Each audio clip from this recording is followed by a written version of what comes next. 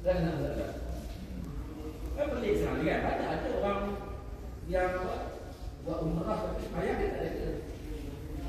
Mungkin tuan-tuan tak tahu tu kan. Tapi ada kisah-kisah berkaitan. Dia buat umrah tapi sembahyang dia tak sungguh pun. Sebab tu bila dia balik daripada Mekah Madinah, dia sembahyang dia tak sedap. Dia cuma suka mencari gelaran atau nak tunjuk dia pergi. Sebab apa? Sebab dia tak ikut aturan tadi. Orang yang pergi kepada kepuncak sebab dia dah menempuh jalan-jalan sebelum itu. Dia dah sungguh nak Allah, dia dah sungguh dengan sembahyang, baru dia pergi. Sebab dia dah ada. Itu sedap. Jadi bila orang khusyuk dalam sembahyang, bila sembahyang dia akan jadi khusyuk. Orang khusyuk dalam sembahyang, dia fokus kepada Allah. Maka dia luar, bila dia berniaga, dia khusyuk niaga. Dia khusyuk niaga. Khusyuk niaga itu macam mana? Itu Allah betul. Itu khusyuk niaga. Bukan berjalan betul. Kan? Bukan berjalan betul. Maknanya dia buat itu dia ikut kepada Allah betul. Malah dia jadikan pula bidang hidup dia itu sebagai jalan pula untuk dia menyuburkan lagi perkara-perkara yang baik. Masya Allah.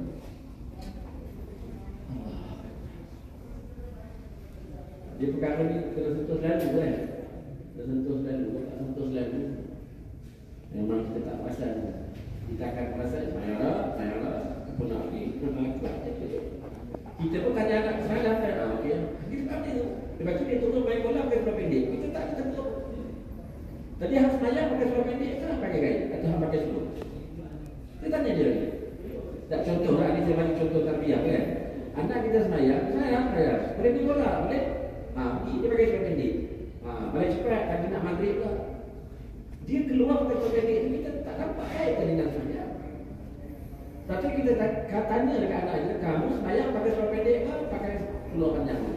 Contohnya kalau buat seluar kan, pakai seluar panjang. Kamu pergi main bola, tak boleh pakai macam. Kenapa? Kenapa dia? Sebab dalam hidup kita kena ikut apa yang hidup dalam semayang tadi. Kan, mana kita tahu dah lah, masa kita tahu dah. Jadi kita kalau jaga, maghrib semayang Allah, maghrib sama maghrib. Pasal maghrib dia pergi tengok apa lah dia datang. Dia tak jaga mata dia tak jaga telinga dia. Mungkin dia cakap kotor lah. Tapi dah semayang apa nak cakap tak? Perkara-perkara selain daripada apa yang diperintah berapa. Tak ada lagi. Saya kena baca ayat-ayat ini kan. Saya tak boleh cakap benda lain. Bermakna apa? Di luar daripada sembahyang tak boleh cakap benda apa. Bukan kata cakap dalam bacaan tu, tapi kita bercakap mesti bercakap mengikut syariat. Kalau benda tu tak boleh, jangan cakap. Kalau kita rasa berubah, jangan cakap.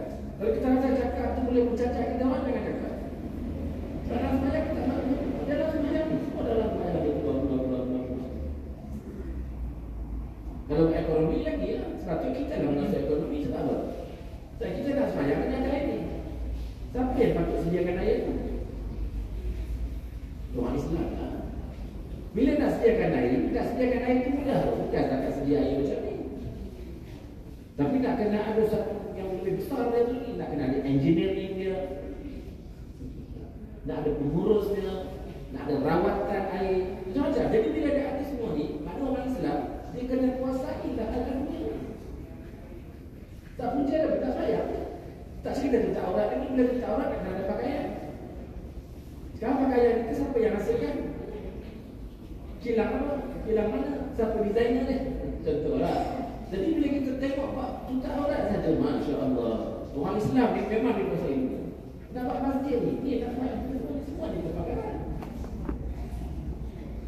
Mesti ada kontraktor, mesti ada arkitek, mesti ada engineer. Ni orang Islam dia kena menguasai.